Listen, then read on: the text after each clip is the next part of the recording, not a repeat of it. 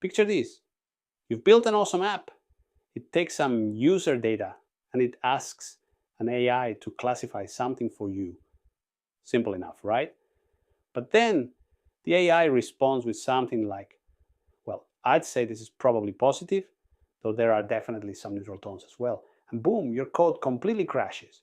Why? Because you were expecting a simple positive, neutral, or negative. You wanted a data point, not a conversational sentence.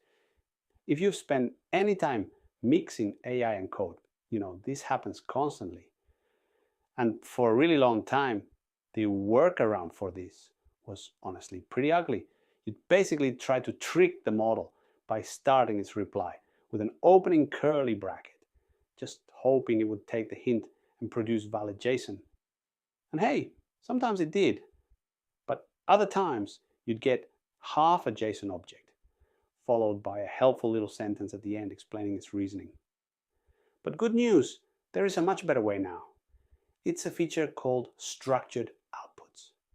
And in this explainer, we're going to dive right in to exactly how it works, what it actually guarantees, just as importantly, where it quietly fails. The whole idea is actually beautifully simple. Instead of crossing your fingers and hoping the model guesses the right shape for your data, you tell the API exactly what shape you want.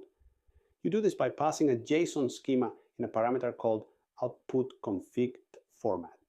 When you do that, the model is physically constrained to produce text that matches that exact schema. Always valid JSON. All your required fields are present. All the data types are correct. This means your code can just call json.loads and access those fields directly. Think about that. No more messy retry loops, no more broken parsers, no more writing code to say, let me just check if this is actually valid before I proceed. Now, quick heads up on compatibility. This feature works flawlessly on Claude Sonnet 4.5 and later, Opus 4.5 and later, and Haiku 4.5 and later. It is incredibly important to note that older models do not support it. If you're stuck using an older model for some reason, I'm afraid you're back to manual validation. So absolutely check your model version before you start building on this. When you're building the schema itself, there are a few ground rules to keep in mind. You want to stick to basic types: string, number, integer, boolean, array, and object. Use the required tag for things you actually need, and definitely set additional properties to default. That specific setting is a lifesaver because it stops the model from inventing extra keys that you never even asked for.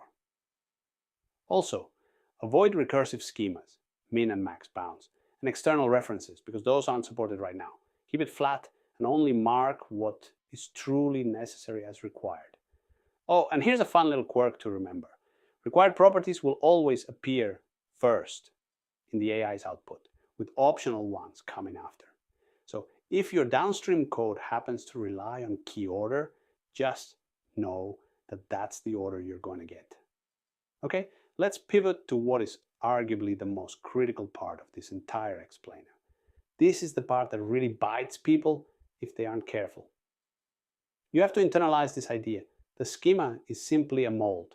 It absolutely guarantees the shape of your data, but it does not control what actually goes inside that shape. Think of it literally like a star-shaped cake tin. Whatever you bake in there is always going to come out looking like a perfect star, right? But you could fill that tin with sugar, or you could fill it with salt. The mold itself does not care at all. You get a perfect looking star either way. It's the exact same thing with structured outputs. The model can fill every single required field with plausible sounding but completely wrong information, and it will still match your schema perfectly. I cannot stress this enough. Schema compliance does not prevent hallucinations. It doesn't stop the model from just inventing data. So for any high-stakes application, you still need to validate the actual content, not just the structure. Beyond hallucinations, there are also two very specific edge cases where even that ironclad structural guarantee completely breaks down. First up, safety refusals. If the model decides to refuse your request for safety reasons, that refusal message takes total precedence. You aren't getting JSON. Instead, you'll get a response where the stop reason is explicitly labeled as refusal. You absolutely must handle that in your code. Second, token limits. If the response is too long and gets cut off, your JSON is going to be incomplete and invalid. In that case, the stop reason will show up as max tokens.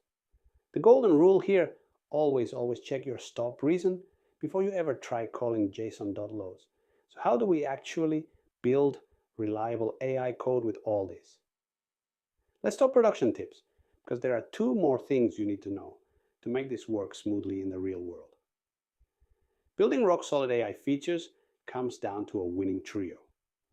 We know the schema enforces the shape, but you still need a crystal clear system prompt to enforce content quality. For example, what should the model do when it honestly doesn't know a field? You should explicitly tell it in the prompt to set that field to null.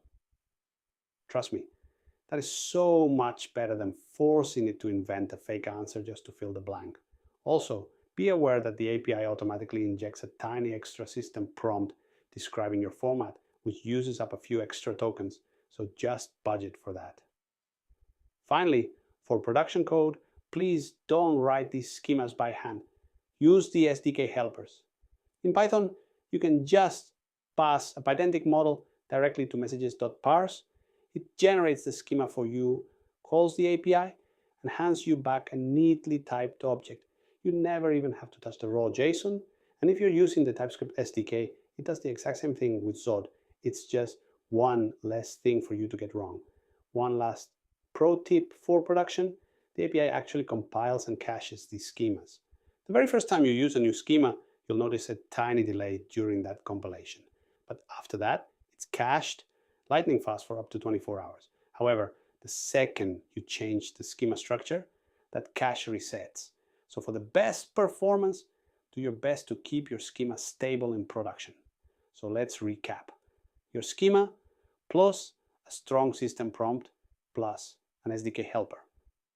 That right there is the combination that makes the boundary between AI and your code genuinely reliable. The schema handles the shape, the prompt handles the quality, and the SDK keeps you sane. So think about your own projects for a second. Does your code base already consume AI output like this? Or are you still out there parsing free text and hoping for the best?